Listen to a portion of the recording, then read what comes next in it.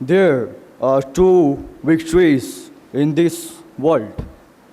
One that shines in medals, trophies, and applause, and another that burns quietly in the human spirit. The victory of desire, the victory of will.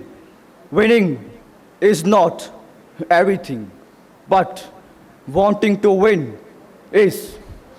These words are not mere wisdom. They were a song of history, a rhythm that has carried nations from despair to dawn. They remind us that it is not always the crown on the head, but the fire in the heart that writes the destiny of mankind.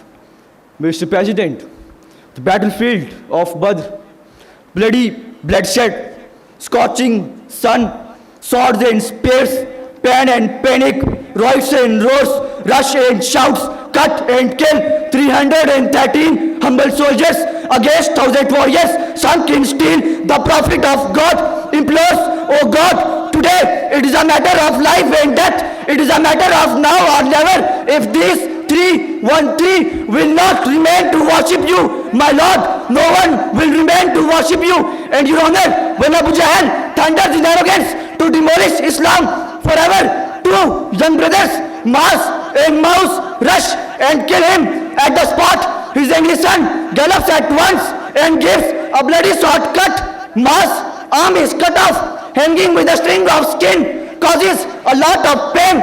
But, your honor, this young soldier pulls it apart to serve with valor because he believes that winning is not everything, but wanting to win is. Your honor, if we reflect on Islamic history, we find countless examples where the desire to win mattered more than immediate victory. Take the battle of Uhud. Outwardly, Muslims faced defeat, but was it really a loss? No. Your honor, no. It was a lesson, a test, and a stepping stone towards greater victories. The will to stand firm, even after setbacks, strengthened the Muslims to achieve triumph later, such as the conquest of Mecca. Your honor, history is not written merely by victors.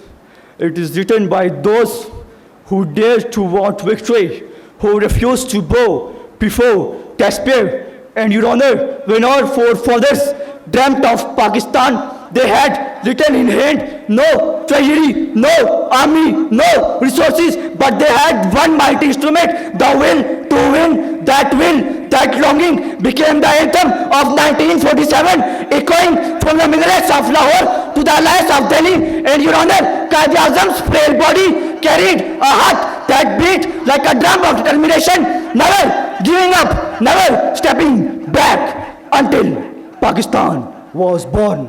Yes, your honor, until Pakistan was born. Mr. President, the Pakistan Army too is a living testament. Each soldier in his chest carries a marching tune of "I will not surrender." So, your honor, let's visualize Air Base Karachi, August 20, 1971 war scene. Bombers are blasting, shells are sizzling through air, flames and smokes are rising to the sky. Air Force Falcons are flying at fronts, and a young cadet of 20, just a 20, flying officer Rashid Minhas at runway is stopped. A traitor training officer with secret documents gets into the cockpit. Rashid is hit on the head. The craft is hijacked. Rashid, in between life and death, comes into senses and decides for neck or nothing. Just 50 kilometers from the border, the traitor is happy to see his mission possible, but Rashid makes it impossible.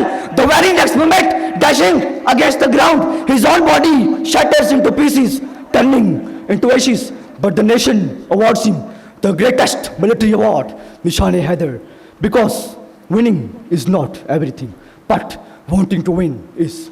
So, my friends, let us tune our lives not merely to the applause of triumph, but to the deeper harmony of effort, faith, and consistency. That, ladies and gentlemen, is the music of immortality. With this, I rest my case.